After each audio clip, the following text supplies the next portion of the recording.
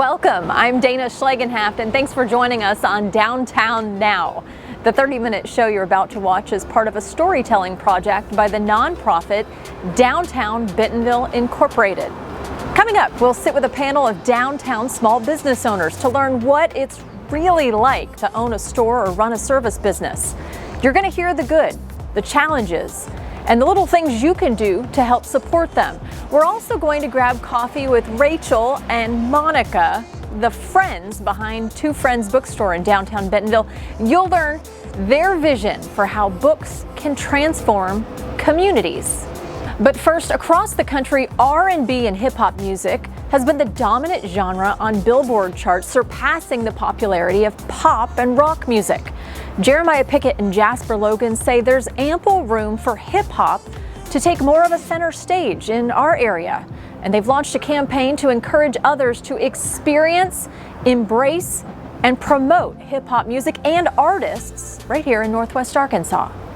I'm the boy, now you gotta acknowledge it. Flow so sick, I should see a virologist. Where I'm from, you gon' hustle a hoop, hit the trap house and shoot, but I got me a scholarship. Hip-hop is storytelling. It's celebrating, understanding.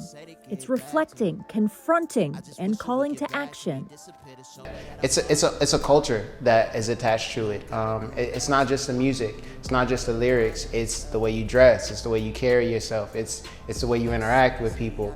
But local hip-hop artist Bang and Jasper Logan say there's a need and room for more hip-hop across Northwest Arkansas. There's no glamorous way to say like, yeah, hip-hop has been underrepresented. You know what I mean? There's no, say, like, let's just call it what it is and let's change now. The pair is behind the Hip Hop Lives Here campaign with the mission to encourage Northwest Arkansas music venues to book more local hip-hop artists, to compel the media to tell their stories, and to motivate the community to give hip-hop a try. I know what you heard about hip-hop. I know what you think, right? Like, I already know. You think it's a bunch of whatever, insert anything, crazy kids, a bunch of reckless activity, whatever you think. But then you go and you experience, and now like your whole paradigm has shifted. If you look closer, you get to see like, whoa, there's some really deep, good things that come along with this. You know, people feel deeply connected to the music. People feel deeply connected to the lyrics. The cool thing about hip hop is it's such a diverse genre. I mean, there's influence from everything from gospel to rock, literally. You know what I'm saying? And so like, I guarantee you can find something that's gonna fit, you know what I mean, what you like, something that might appeal to your style or your senses. Just give it a shot.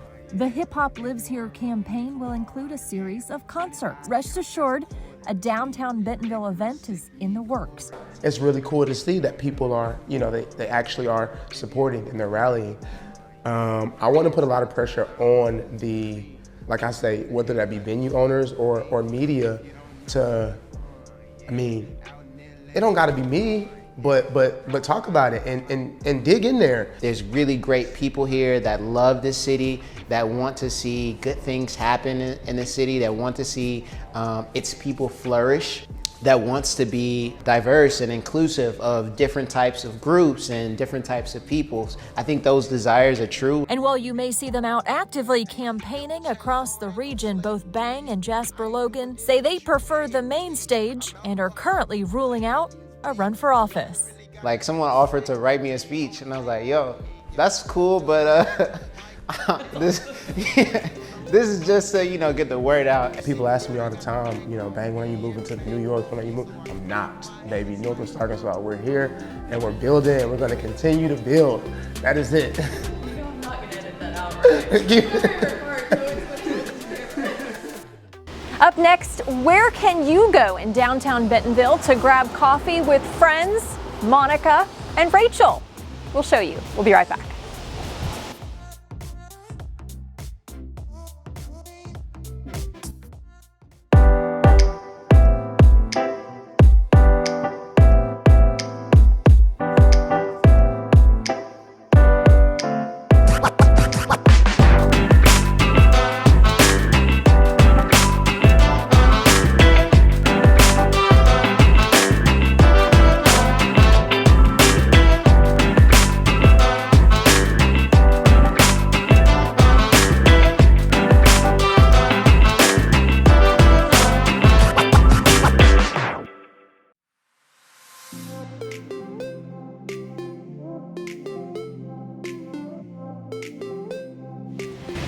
Rachel and Monica are two friends with a shared love for books and the belief that books can transform communities.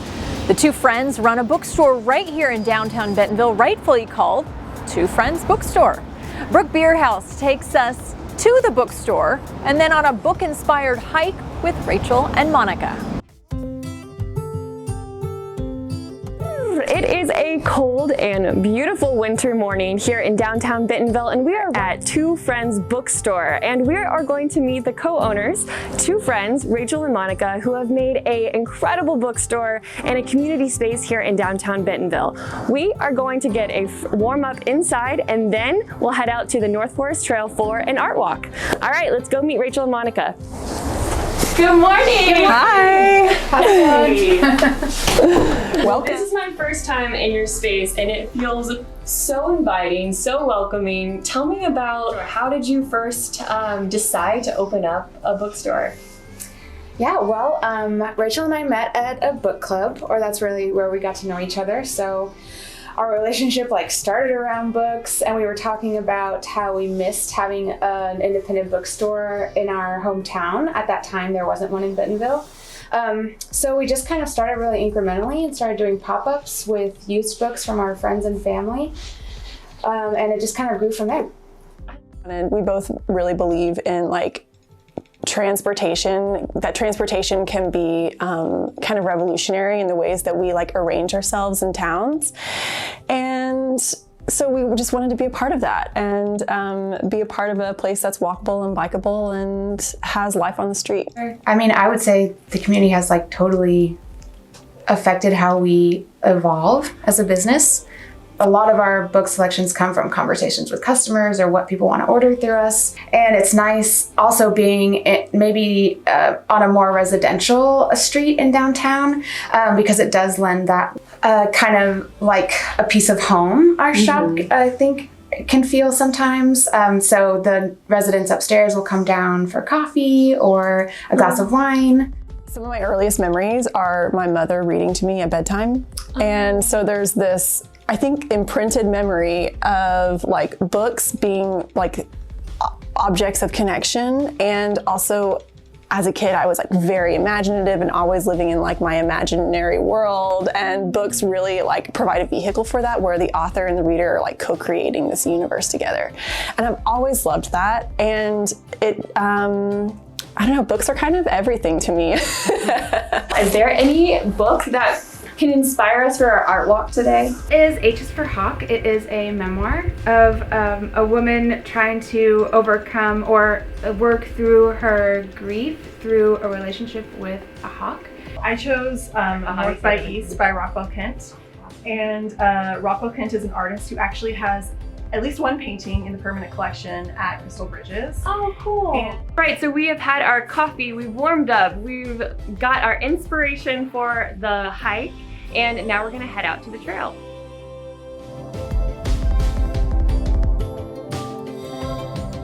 This is one of my favorite artworks installations. This is a chipuli, and the stained glass is so beautiful in the light.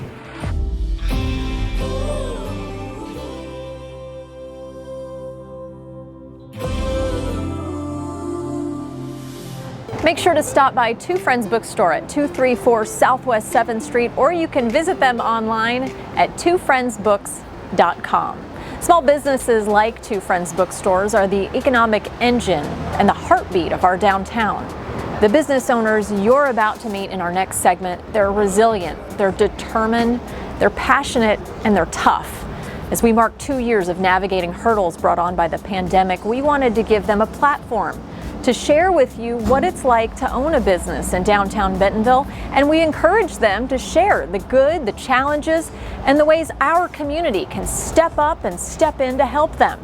Meet Lisa Vincent, owner of Remedy Road, Tammy Morez, owner of Cocoon Yoga Lab, and Bobby and Paula Christselos, owners of Three Dog Bakery. I want to know about the challenges. It's been a challenging 2 years, but overall, just owning a small business in itself has challenges. Tell us about challenges that maybe the community, they don't always see or understand. And I'm going to preface this, I'm going to start with Tammy, because really this whole interview started after a post that you posted on social media. And I'm going to show that now. You are explaining to the community that after owning your business for quite a while, you finally paid yourself. And that was a $48 check for you and a $48 check for your husband. That is eye-opening, I think, to a lot of people who think you own this small business and it's just lucrative. And explain the purpose behind that post, and did you get reaction from people? And to the larger group, that's one of the challenges of owning a small business. Let's talk about cash flow and paying yourself and having other jobs as well. Yeah, so that check, that was my first time writing myself a check, and it's really hard. Running a small business is really hard. I think people don't realize, unless you're funded, how hard it is. I've put hundreds of thousands of dollars into the business between construction and ongoing rent and all the ongoing expenses that people don't see behind the scenes. And so it's been hard. We opened our doors and 5 months later had to close them because of the pandemic. And so we've never seen what true high is going to be like, or what our true membership base is going to be like. In fact, I was planning on opening a second studio this year, paid for the lease, went through the whole architect thing, and actually hit pause because with the pandemic kind of firing back up, construction prices on the rise, I had to pause that and just kind of get a firm base here. But going back to that check, so the 10th of the month, I pay all of my amazing instructors, and I always would just be so mad writing the checks that I'm like, I just want one check for myself. I've put in 80 hours or 100 hours this week. Like, I just want a penny. And so I was like, that's it, we're gonna start writing ourselves, even if it's tiny, just so I have like that feeling. But it's hard, and I know a lot of us work second jobs, so I have a full-time job to support the studio, and we'll probably have that for quite some time because it's just really hard to recover from this. Lisa, tell me about your challenges, and you have another job as well. Yes, so I work in healthcare and sales, and I've done that for about 16 years. And just like you were saying, I don't pay myself. There is absolutely no way I can pay myself. I don't even get $48. But Girls, do it. I know. Maybe I'll just take a shirt. Yeah. So the challenge is there is a lot of upfront cost, and I just did it. I didn't initially take out loans. We just said, okay, we're gonna get inventory and we're gonna kind of wing this and make it work. And we've been winging it for 5 years to make it work. So having a store the size we do, like 2,300 square feet, we have a lot of product to stock. And so it does take a lot of upfront of having to buy this product so you look stocked. And then to have the traffic to keep selling it, to keep replenishing with the new and the fresh, especially our clothing aspect. Like, trends change, so you've got to be pretty quick. And so it is a lot of money that we have in the store, and then to not be making money, 5 years in, because 2 years of that was the pandemic, is very difficult. And it's like multiple times had the conversation, do we close the doors next month? Do we stop? Do we stop doing what we, started out doing? Do we go online only? And I really don't want to be online only. Like, that's just not my goal, because the face-to-face connection with people traveling here and getting to actually talk to a human has been very important to me. And so that challenge is something I deal with still on a daily basis. Like, we really hope to be here in a year, but will we? We're not sure. We really need support from, our community to really help us be able to, have longevity. I can speak for Downtown Bentonville Inc. I'm fairly confident we don't want you online. We want you physically downtown. And a lot of it is that experience 100%. Of, people coming here, living here or visiting, and stumbling upon all of these great businesses in our downtown. So we don't want that to change. Don't go online. Well, no, that's not the plan. Definitely not the plan. All right, Bobby and Paula, tell us a little bit about challenges that maybe people don't always see. Yeah, a lot of challenges that they speak of similar. One thing that I think really stands out for us is that even though we have a lot of products that are oriented towards pets, and like I said, our strategy is more driven from our in-store bakery component, and so that's what the appeal and the draw is.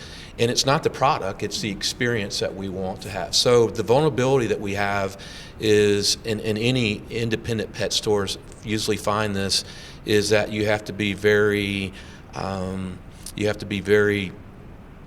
move forward as far as choices of products, because usually those products are going to end up in either e-commerce or in the large retailers as well as, and that's understandable. I mean, those products, when they develop and they get the appeal to be in a larger format. So for us, really staying dynamic in that. But what we have found out, I mean, we opened in 2015, and through the years of experience is really focusing more on the experience side and finding products that correlate with that experience has been the biggest challenge for us. I do want to go at some point in this interview and talk about the great reasons to own a small business, but we are on the topic of challenges, and COVID has been a major challenge. Downtown, we've seen it, whether it's restaurants or shops or organizations as well. You had to pivot. We hate that word, pivot at this point. But there was a lot of pivoting and a lot of adjusting. Tell us about your experiences with owning a small business downtown, a foot traffic based business, when the foot traffic slows down. What is that like? Yeah, well, I think you're right. Well, the word pivot, I don't think really, transform is more what it felt like from our standpoint. But yeah, it's very difficult. We were lucky in a sense because the World Pet Association, kind of a governing, stepped in, and pet food, and since we have a good percentage of our sales with pet food, we were maintained as a necessity, so we were able to keep our doors open. But with that is that concerns for our staff. So Paul and I basically allowed our staff to furlough. We would pay them, and we came in and did most of the hours in the store. And then we understood from the customer standpoint that a lot of them were not comfortable in going around through the pandemic, and so we had to try to develop curbside along with having decent traffic coming into the store. So moving around the labor issue and moving around different dynamics and being just really quick in making decisions was somewhat tough. And then we knew we couldn't sustain it long term, so we had to cut hours down just for our standpoint. What was it like? I mean, so yoga in itself, we had to close. You had to close. Yeah. I'm assuming you had to spread out. There's a whole nother component of athletic activity going on in your doors. So tell me about that. So we were only open 5 months and had to close our doors for a painful 55 days. And being that we're an experience-based studio with aerial yoga, stand-up paddleboard, and we do a lot of stuff with props, you can't really translate that in virtual. We did flip and immediately went to virtual the day we had to close. So our students could still move with us, but it wasn't the same. So we were looking for ways as soon as we were open, what we could do. So we partnered with a lot of other small businesses that were also hurting, that had bigger spaces than us, where we could offer bigger classes. So one of them was an event center, Heron Crest, and so we would go there and we could have a larger gathering. We used the Cooper Chapel, so we could have a bigger gathering. We used the Momentary Lawn. We used different parks. We did a lot of outdoor classes because people felt comfortable coming and moving outside. So we tried to find as many places that we could collaborate with as possible so we could host bigger classes.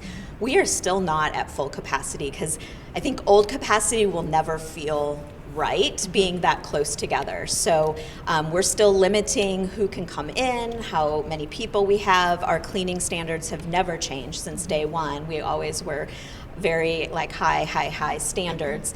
And our members thank us for that. They've been really, really supportive and sticking with us through it all.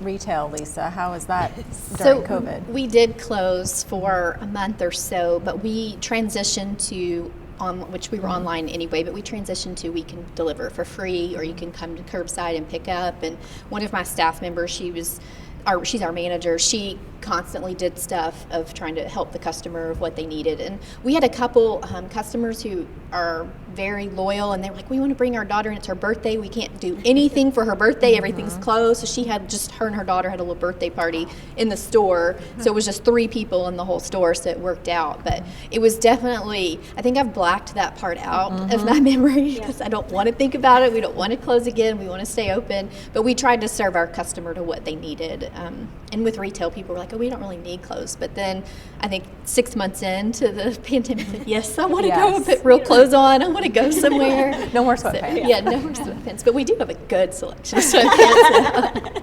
I think we've all gotten so used to sweatpants now. Maybe that's kind of the norm. Just throw heels on with sweatpants. It's cute. It is. We'll be back shortly with more from our downtown small business owners.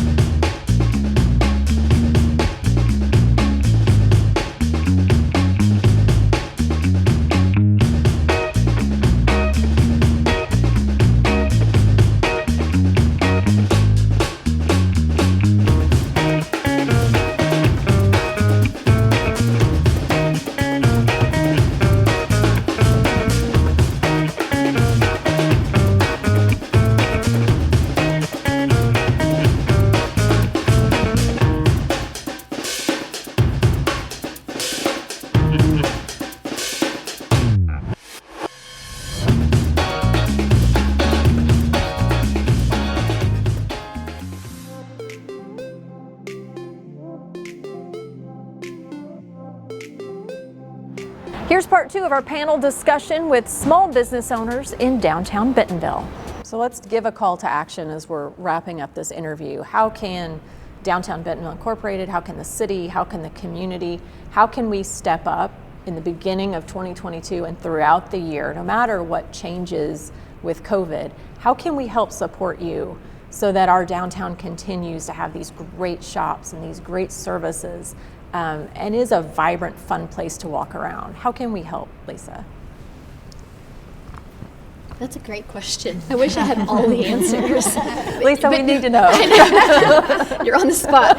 I mean, bringing the community together is a huge part, and just letting people know that we do want their support and we thrive on their support, and anything that we can do as local businesses, we want to help our community. I can't tell you how many emails I get on a weekly basis of organizations or churches or schools or Girl Scout groups or different, not Girl Scouts specifically, but just little groups that are saying, can you donate to our thing? And we thrive on that. We actually had to set a budget, like this is all we can do per month because we get so many, and we want to be able to do that. But in order for us to do that, we've got to have money coming in. And so that's anything that drives that business and the walking traffic and people coming in and wanting to be intentional with their dollars and spend it locally and not come in and then try to find it cheaper somewhere else, because I mean, I can't do price match. What is that, price match? But I sure will try. Like, without naming any retailers. I mean, just saying, like, we're happy to try to do it. I mean, those things that we get, you're not gonna, you can't find other places. But I mean, we are wanting to help them as much as we need their help.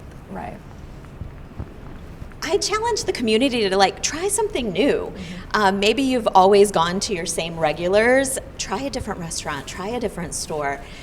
Come in, get a different experience, shake it up, because when you shake it up, new things open up in your life. And then talk about it. So for us, the biggest thing is one picture put on social media is huge. Going out and doing a Google review, giving us a 5-star rating, all that stuff helps a small business. People don't realize one little review, what impact that has. So, and that doesn't cost anything. So definitely share, because marketing helps. It helps drive traffic. It helps get people in and let them experience new things. Exactly, Tammy. I mean, just this forum here, getting exposure and spreading what we do and telling what we do and what we're looking for helps. Just like it doesn't have to be so much monetary, just the likes. We're all pretty active on our social media. We feel that that's a great way to show our community.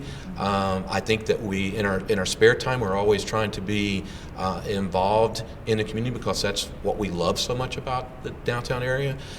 In Bentonville and Northwest Arkansas, as it keeps expanding out, is that just likes, following on Instagram, sharing information, just anything like that doesn't have to be $1 spent in the store. Last question.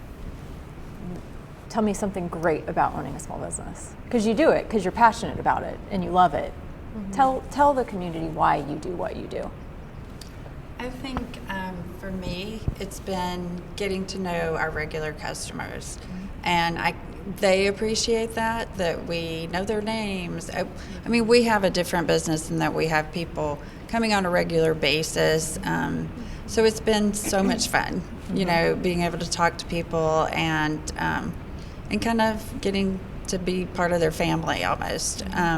But equally, it's fun to talk to all the visitors and tourists that we have and that comes to downtown and finding out their story. And I think, you know, by us having those conversations with them, it also gives them a sense of what our whole downtown is about, what our small businesses are about, is, you know, being very personable and welcoming and that kind of thing. I don't know anything else that I'd want to do, even with all the challenges and the fact that you're not making money. You know, I would miss it terribly. So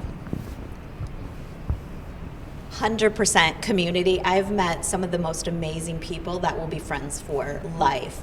And being able to take somebody who's like high stress corporate job, doesn't know anybody here, and bring them in and put them to sleep in like 7 to 8 minutes in a sound bath and calm them down that much that they're snoring the whole class. I love that. And I love the giggles we get. The first time somebody goes upside down and they're giggling, they're like, I haven't been upside down since I was 8. And then they're like, what else could I do with my life? The people 100% is why Cocoon stays open. I love it so much. You know, not making money for sure. It's a passion. It's a passion project to get people out of their mind and into their bodies and to feel amazing and get them to their highest self. So for me, that's what drives 100% of what I do. And the same as what they've said, the people, the community, the face-to-face interaction with people. We just really love that the community can come in and have those conversations and just build that rapport with them, but also the connection to many of the people who make our products are global. I mean, and a lot of them are here in the US, and it's young entrepreneurial women who need a spot for their stuff. And so really highlighting those people and giving them, because they're begging for community support as well. And not just because they don't live in Bentonville, but we want to be able to help that. And so without us, I know we're a tiny piece in their business, but we want to be that tiny piece, that a lot of tiny pieces like us make their whole world. So that's super important to us to be able to stay, and that motivates us to keep going. Thanks for watching. Before we go, let's all do 3 things to help our downtown small business owners. 1, be intentional in our local purchases. Grab a gift or meal downtown this weekend. Number 2, share a photo from your favorite local business on your social media accounts. And number 3, write a kind review on Google or Yelp. These reviews can be the tipping point to draw in new customers or clients. Thanks for supporting our downtown, and thanks for watching our show. You can catch us every Saturday morning at 8:30 a.m. right here on KNWA, and head to downtownbentonville.org for more. We'll see you soon.